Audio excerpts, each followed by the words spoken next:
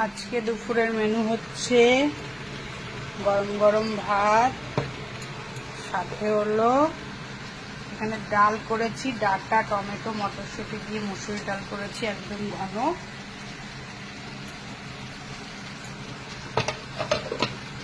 আর এখানে চিকেনটাকে কষাচ্ছি ভালো করে।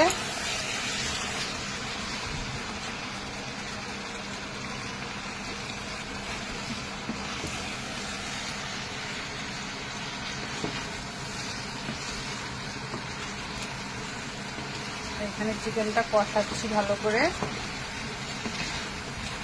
কষানোর পরে জল দিয়ে দেবো।